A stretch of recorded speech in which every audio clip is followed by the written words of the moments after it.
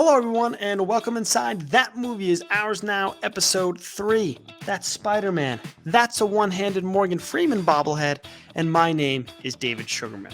That Movie Is Ours Now is a podcast that's all about talking to interesting people about the different movies that have changed, affected, impacted their lives in some way, big or small. Really ecstatic about today's guest, not just because he's a former fellow Indiana Hoosier classmate of mine, but because his interests are all over the map, which made for a really fun conversation. His name is Ben Wittenstein. Ben does social and NBA betting content for Stadium in Chicago. Another episode of The Points in the Paint podcast, sponsored by Stadium, the number one NBA podcast from Stadium. Ben Wittenstein. Most of us tend to stay in our general wheelhouses. We only have so much time to dedicate to watch a movie or television in our daily lives, so we stick with something we think that we might like. Not Ben. He's all over the place. When I asked him about his favorites, he gave me everything from Will Ferrel goofball comedies to the Jason Bourne movies, dark sci-fi like Annihilation, and he gave special mention to pretty much anything directed by Paul Thomas Anderson. So his interests are a little all over the place. Our conversation will mirror that and bounce around just a little bit. In the aftermath of recording this podcast, I actually went and watched a famous Paul Thomas Anderson movie for the first time, Boogie Nights. And first of all, what a ride. If you're in the mood for something a little bit different and certainly more than a little bit raunchy and you got a few hours to kill, go give Boogie Nights a try. But oddly enough, that movie got me thinking a lot about legacy. We recorded this podcast on the day that Philip Baker Hall unfortunately passed away. If you don't know, Philip Baker Hall was an actor who was a frequent collaborator of Paul Thomas Anderson. He appeared in Hard 8, Magnolia, as well as Boogie Nights. So let's talk about the future. Let's talk about what video means to this industry. It was really fascinating to me watching a few days after he had passed away, because I think movies and art in general are one of those really unique professions where you have the impact or the opportunity to have an impact and leave a legacy on a lot more people than the average person. Movies at their best are all about connecting people, and not just the people we go to the theater with, but the people and the artists and creators on screen and that help bring the product to life as well. And so that movie is full of, unfortunately, great actors that are no longer with us, whether it be Philip Baker Hall, as well as Philip Seymour Hoffman and Burt Reynolds. And there's something really special and unique, I've always thought, about any type of artist, a musician, a filmmaker, a painter, whatever it might be, even long after they're gone, even if you didn't know them personally, you will always be able to get a small window into who that person was. And so I thought it was really special getting to watch this film, and a couple days after somebody had passed away, somebody who I didn't know anything about, you get to see a small piece of still who they were and what kind of person they were. You might not know the ins and outs, their triumphs and their failures and the intricacies of their life, but you still get to know them just a tiny bit as a person, and you're still connected to them. And that's the case for me. It's the case in the case of Boogie Nights, somebody who might be watching it for the first time 10, 20, 100 years from now. And I've thought a lot about that recently, and I think it's one of the best parts of movies and art in general. So go give Boogie Nights a watch. Great performances from all three of those actors in Baker Hall, Philip Seymour Hoffman, as well as Burt Reynolds, and get a small window into who they might have been. Also, it was just an awesome film and a really interesting, fun ride. So without further ado, let's get into it. We'll talk a lot of Paul Thomas Anderson, and then we're going to bounce around a little bit in this podcast. A whole lot of fun with Ben Wittenstein here on episode 3 of That Movie Is Ours Now.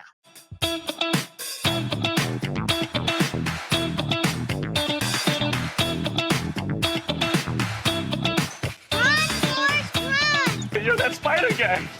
Spider-Man. Huh? I'm Spider-Man. You want answers. I want the truth. You can't handle the truth. Life moves pretty fast.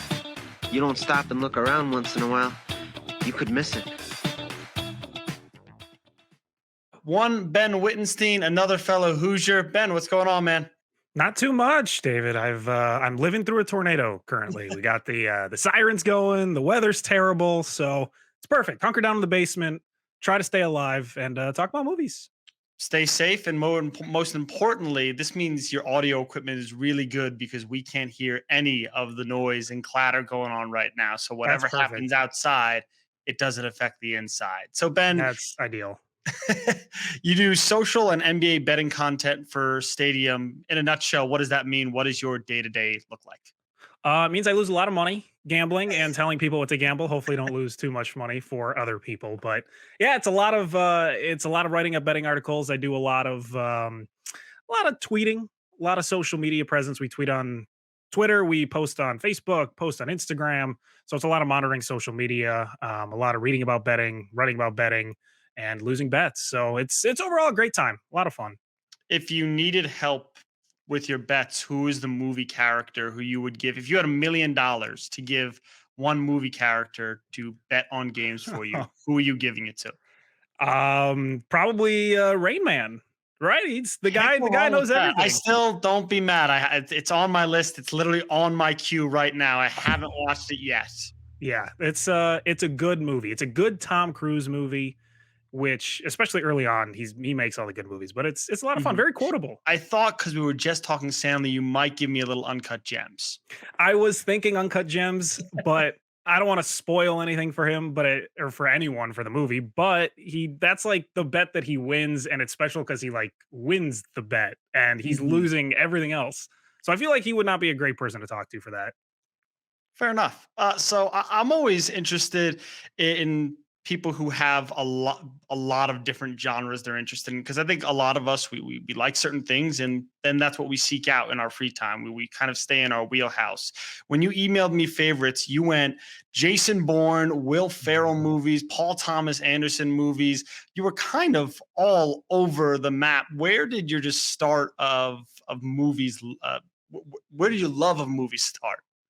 I mean, probably my dad. Yeah, he was always showing me the old movies, and he still tries to show me the old movies. I think he was talking to me the other day about some movie from like early 1970s, and he's like, it's a little slow, but you'll probably like it. So it was probably came from him. You know, it's always like it starts with Star Wars and Mel Brooks movies and everything like that, and you kind of work your way through the 70s and the 80s and the 90s. So you kind of get exposed to a lot of different genres of movie. At least I did for my parents.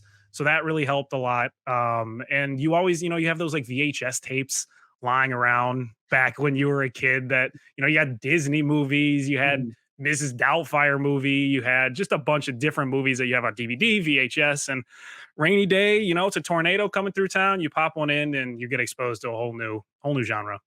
I was going to say on a day like today, what is sort of your go-to, call it your comfort movie? You're just, hey, I just need to sit down and have a good time. I'm inside on a rainy day like tonight.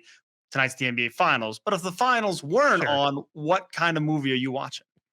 Probably, I would have to be a comedy. Will Ferrel movies always get me. He's got one of those like direct lines to my funny bone. Have you ever been punched in the jejunum? No, what's the jejunum? If it's like a night like tonight, probably that, or like an action movie. I mean, Jason Bourne, I said Jason Bourne. I love those type of movies. Just kind of the movies where you can just sit back for 2 hours and just watch people shoot at each other. Jesus Christ, that's Jason Bourne. And what's better than that? As far as Will Ferrell movies goes, I have this argument with people all the time because a lot of people think sports movies are only Remember the Titans and Field of Dreams and more, maybe Field of Dreams isn't serious, but more a little bit true to the sport. Versus Will Ferrell movies, or even going into movies like Dodgeball. Are those sports movies? Settle it for us right now. Yes, but I think sports is like the secondary. ESPN 8, Theo Joe, bringing you the finest in seldom seen sports from around the globe since 1999. If it's almost a sport, we've got it here. Right. I don't think Dodgeball's like a sports movie. Like, is Blades of Glory a sports movie because it's ice skating? It's a hilarious movie. Yeah, it's a comedy that has to do with sports. It's not like a sports I like movie. Like that. Remember the Titans is a sports movie. Field of Dreams that's like the sportiest movie because it's Mhm. baseball brings everyone together and the generations together. It's very much about baseball. The one constant through all the years, Ray, has been baseball. Where Dodgeball, I mean, I guess you could consider it a sports movie, but I think it's a comedy centered around sports. So I think there's kind of two different levels. You have the very intense sports movies. Now, I might be of the rare opinion that like you can't be called a sports movie if it's predominantly funny. I think it has to be like comedy first, then it's kind of a sporty movie. But when you think of a sports movie, it's like something specific about the sport. Someone's playing the sport. There's some adversity they have to overcome in the sport, and then they do it while playing that sport. Mhm. So you don't think in Blades of Glory, you talk about sports bringing people together. The Iron Lotus very much brought those two together, uncomfortably so. They did. And honestly, a great scene. And another one of a great Will Ferrell movies. And we were having this conversation actually in the office today about, the top Will Ferrell movies. And no one brought up Blades of Glory. And when it was brought up, it wasn't appreciated the way I thought it would be appreciated. But I always thought that was kind of like one of his better movies. It has an insane cast. Like Will Arnett's in it. John Heater's in it. And that was kind of coming off like the Napoleon Dynamite years. So that was probably the peak of his fame, but it's still a fun movie. I would argue for me, I think it's funnier than Semi-Pro, probably just a rung below Talladega Nights. Yes, I would agree. I think Talladega is kind of up there more than that, but it has, it's quotable. It's at the start of a Kanye song. There's a quote in there. We're going to skate to one song only. I don't even know what that means. No one knows what it means, but it's provocative. No, it's not. It Gets the people going. So it's actually made its mark in culture more than maybe you would think.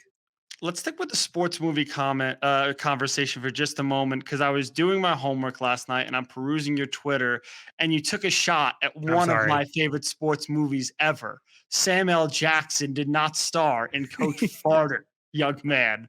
Where Coach Farter? I'm the new basketball coach.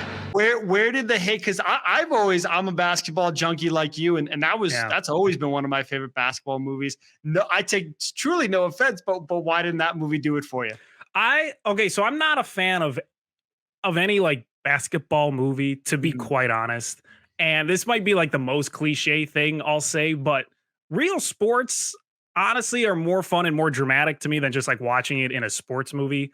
So if I like want the drama or the intensity of something and I really want to feel it, I'm just going to watch real sports. I'm not going to go to a movie and watch that. And I understand you're going to get more, emotional investment maybe in a movie and more lessons, but I don't like movies, particularly about basketball, that much, unless it's semi-pro, because again, basketball is like not the main focus. It's just the comedy is the main focus in that movie. So like for a basketball movie, football movies, some of them do it for me, but I just, if you're doing a movie about sports, it's harder to get more dramatic, more intense than like a real sporting event. So it usually doesn't do it for me when I know the other option is just watching an awesome game in real life. One guy that you mentioned, when we were talking before the podcast was Paul Thomas Anderson. Yeah. And watched my first Paul Thomas Anderson movie to get ready for this, and talk about a guy with a very unique sense of vision, and just all his movies, when you start to look at them, even on the surface before not having watched a lot of them, they're all very different. So what is it about his style that appeals to you? Because he's not making the same movie over and over again.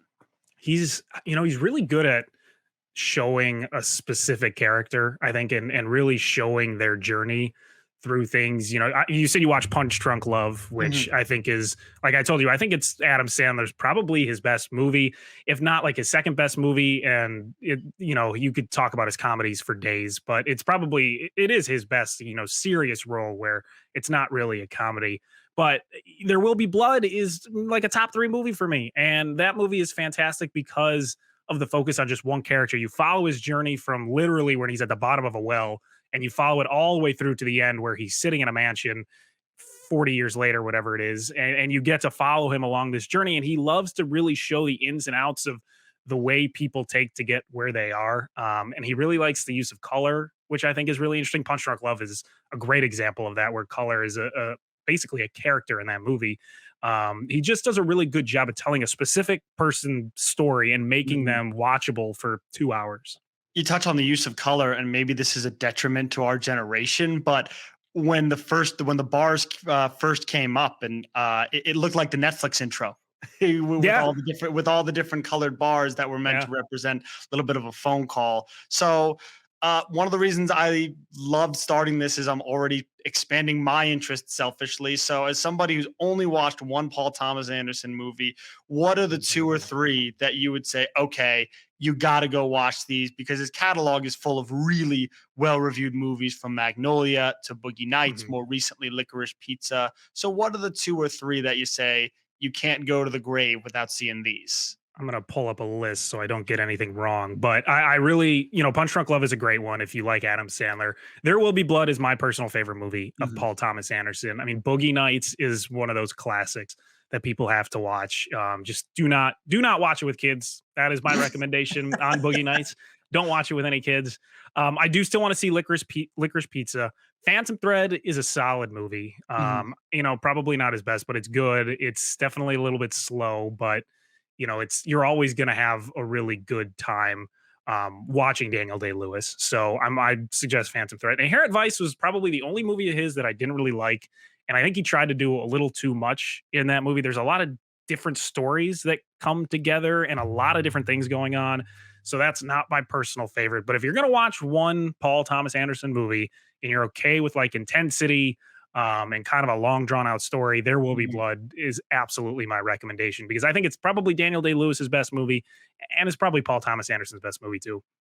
Something that really stood out, I was reading an interview with him in the New Yorker, and the interviewer asked him, he said, hey, you're not making the Marvel or Fast and Furious big blockbuster movies, but you're also not at the point where you're making these small, scraping for money indies. A lot of people complain, is there space for somewhere in the middle? You get a director like him, it feels like he's proof that there is room for everybody.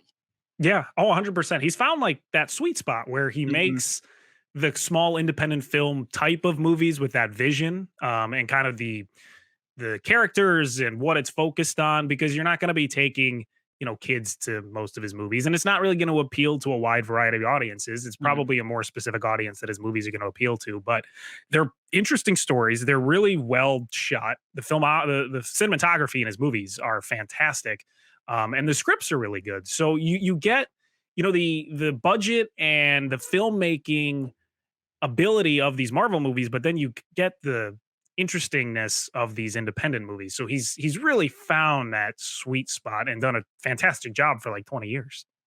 A couple other movies that you had put on your list, and again, I didn't even know where to start, because again, you went from Will Ferrell to Paul Thomas Anderson movies, and then you went down a little bit more of a darker path. You said specifically Annihilation. What was it about that movie? Because I remember watching that movie for the first time, and on top of being a little lost, very disturbed, which is probably some of the point. What was it about Annihilation that has stuck with you over the years? What'd you think of the bear scene, first of all, in that movie? Boy, it has been a while, so I'm having trouble recalling specifically. It is probably one of the more disturbing movie scenes I've seen. The bear comes in, and like the roar of the bear is just this woman screeching, and it makes sense why you don't remember it, because you probably repressed it, because blocked it out. Yeah, it's incredibly disturbing the first time you see it. You're sitting there. I didn't see it in the theater, but I can't imagine sitting in the theater looking at it and having any good feeling at all, because the noise is disturbing. The whole scene is disturbing. What the bear does, like, it is such a wild movie, because you follow these women on like an adventure through like a sci-fi type of world, and they have no idea what's going on, and there's a lot of gruesome stuff going on, and then weird stuff starts to happen to the people too. So it's just like you're sitting there following this, like, what the hell is going on? You have just no idea. And it's really well shot, really well acted, and it's also a movie with what is it? The star cast is like all 5 women, which I think Yes. is awesome. And I think it came out around the same time as the female Ghostbusters came out. And sadly, it didn't get the press that got. But I really think more people should watch this movie as long as you're okay with some disturbing content, because towards the end of the movie, it gets extremely weird. I was gonna say you have no good suggestions for families or people with No. kids, or you are all, even the Will Ferrell movies are the closest to, and there might be Yeah. some parents who still don't approve. Yeah, go watch Clifford, the Big Red Dog. Go watch Marvel movies. You know, those are great, family friendly. Some Pixar. Go watch Ratatouille. It's awesome. But yeah, these movies probably not with the kids, unless you really want to like scar your kids. Which more power to you, I guess. You're gonna be a great father one day. Yeah, there you go. Have kids saying the F word at the age of 4.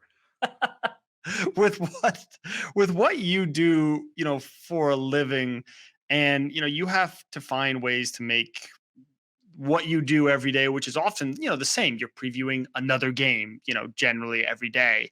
How do you maybe draw some inspiration from movies and storytelling in that kind of world to try and continue to flourish in what you do?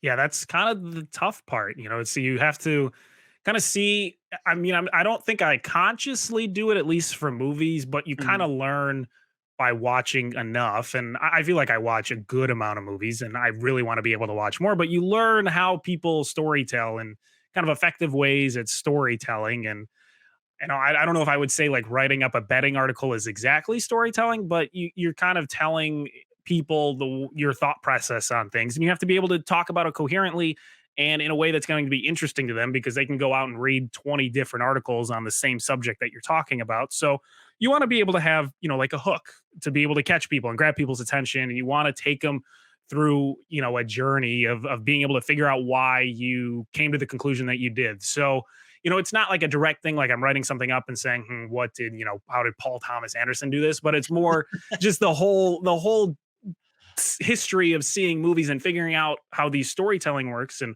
why you like a specific movie and why the story is working. You kind of put that in your brain and try to make it come out in a coherent, good way, to an extent like that. But I will say, storytelling wise, I think Pixar does it, to a T. They Mhm. are just incredible at storytelling. And I don't think I've seen the last maybe 2 Pixar movies, but if you're looking, at the mid 2000s, the classics, yeah, Mhm. Finding Nemo, Ratatouille, Incredibles, Toy Story, whatever it is, those are just unbelievably tight, really well written stories. They've got a very clear villain, a very clear person to root for. You go on this journey, someone has to overcome something. They have motifs and themes. It's just all so well written that every time I like talk about storytelling and like people to look at for storytelling and films to watch, I would always go to Pixar, because they just do a fantastic job at the very basic story that they make into a complete movie. I think that you summed it up perfectly, and they are proof that when something is done really well, it doesn't matter if you know where it's going or it's Right. predictable. I've got a few rapid fires before you, but before that, since you brought up Pixar, and hey, we just ripped on you for not being family friendly. There you Yes. go. Uh, There we go. Families can listen in. what now. are the Pixar movies that have stuck with you the most, or the ones you watched on repeat when you were a kid? Ratatouille is definitely up there. Love Ratatouille. That's like one of the first Pixar films that One always of the come ones to that I mind. missed. See, that's you really have to do it. Watch on an empty stomach, because it's going to make you hungry. And I would recommend watching with some type of food, preferably Italian if you want some spaghetti. I like that, or some French food, because it does take place in Paris. But I just like eating spaghetti sometimes, so I recommend that. But yeah, you can get some French food, whatever you want. Make sure you're hungry, because it's a good film to watch for food. But Coco, man, have you seen Coco? I have, and that one was beautiful. That's probably my favorite Pixar movie, because it is one of the few movies out there, David, that has indeed made me tear up and just, cry a little bit. Make sure no one around is looking and kind of wipe them away. Okay. Do a little Men cry chest too. flexes. Ben, let it out. Yeah, no, and watching Coco, it gets to me. It gets to my emotions. So I think Coco's a perfect movie, from vision to story to characters to what happens in it to how they make you feel. It's probably Pixar's best movie in my opinion, but I feel like it's like one of the lesser seen movies. I don't know if people just didn't see it because of advertising. They didn't advertise much, but whatever it was, watch Coco because that's a fantastic movie. But Toy Story is always great. Incredibles always great. I think The Incredibles are probably a top 3 Pixar movie for me. So it'd be like Coco, Ratatouille, Incredibles, and then like Monsters Inc. kind of knocking on the door at number 4. That's probably it. Yeah, and Coco and I always lump in Inside Out with that one too, are great examples that Yeah. don't need to talk down to kids. You can make a really No. complex story, or a story about loss and mourning, in the case of Coco and the afterlife, and and make it for a kid and they can still understand. So that's one of the reasons Coco is so great. So Yeah. not that you could have had a bad choice, but I think that was a really, really good one. That's true. I do like too, like Toy Story. That was, I mean, probably one of the first movies I remember seeing. And you can still go back to it today and be like, oh, I missed that. Or, oh, this is interesting. I didn't really like see it in that type of way. So I kind of like that you can go back to some of these Toy Story movies that you saw as a kid and see new things or experience it in a different way because you're older, which I think is kind of cool. And not a ton of movies have that. So I think Pixar is kind of unique in that way. Couple rapids before we let you go. When they make the biopic about Ben Wittenstein, who are you casting to play you? And it can be an actor who is no longer with us, who is, you could pick a younger version of an actor. The world is your oyster, Ben. Who is like a super Jewish, like skinny guy? I'm trying to think. You Young got like Jason Biggs. a young Jason Biggs. I'll say Miles Teller. I got the looks of Miles Teller with the mustache. Sure. Andy Samberg, always a good option. Member of the tribe, fellow. Curly, thick hair. So any kind of take your pick of like generic white Jewish guys with bad hair and skinny. That's really it. I'd probably go with Andy Samberg. I'd be honored for Andy Samberg to represent me in a movie. And I'm sure he'd be just as honored. What is the one movie ending that you would change? Oh man, that is a really tough one. I like some of the movies that sometimes just kind of end in mystery, like Inception. Like that was one of my favorite movie theater experiences because at the end everyone kind of sighed and was like, "Oh, what is this? How is this ending?" And I thought that was really fun to hear in a collective theater. I'm trying to think of a movie that I like really didn't like the ending to. There's not a ton. I usually like the endings. I mean, it would be cool to see. I guess I could go with Inception. It'd be kind of just cool to see because I do want to know if it was real life or if he was dreaming. So I'll go with Inception, even though I like the mystery of it. It's something that you always read about, and people still write about it. Was he dreaming? What was his token? Was that real that he spun it? So I'd probably go with Inception. When an ending, we're still talking about it. About 12 years later or so? It was probably a pretty good ending. Yeah. When you go, if the desert island question, if you want a desert island and you can only bring one movie to watch on repeat, what's the movie you would bring that you would never get sick of, or at the very least would take you the longest to get sick of? Man, I really like The Dark Knight, and that's often what I tell people when I ask them or when they ask me about my favorite movie. It's a phenomenal movie. It has all my favorite actors, one of my favorite directors in Christopher Nolan, and of course the Joker aspect is just awesome in that movie. I don't know, I don't know if I want to bring like an intense movie, or would you want to bring a movie that makes you laugh? That's a really tough one. I mean, Dark Knight's up there because I just rewatch that all the time. Blazing Saddles is up there too if we're talking about comedies, because I can watch that movie over and over and over and just have the time of my life, quoting it back to the TV, sitting alone on that island and just like cracking myself up to a movie I've seen 100 times already. So I'd probably do like an old Mel Brooks comedy or The Dark Knight. Two very different, very unique choices, Yeah, and that's why we love it. We said this from the jump. This is circular storytelling at its finest. Yeah, very, very diverse interests on your end, and that's why we wanted to have you on. Ben, before we let you go, if people like the NBA, they like sports betting, where can they find you and your work? Yeah, if you like the NBA and you like sports betting and you really like watching people be bad at Twitter, you can follow me. It's at Ben Wittenstein. That's just my name on Twitter. Watchstadium.com is the website that you can go to. That's where all my betting articles are posted. But yeah, that's pretty much it. That's the best places to find me. Hopefully you don't find me anywhere else other than Twitter and online. Ben, thanks so much for hanging out. This was a blast. And what's your prediction for the finals? Because this will air in a few weeks, so we'll have this on record. So this will air Oh, in no. a few weeks from now. Game 5 tips in about 15 minutes. So what's your prediction for tonight? Well, I bet the Celtics to win game 5, and usually the team that wins game 5 wins the finals. But I did say before the finals started that I had the Warriors in 7. So I'll stick with the Warriors in 7. He said with a very high-pitched voice. Yeah, I don't feel good about it. And I love making myself look really stupid in 2 weeks once this comes out saying Warriors in 7. This is how I win.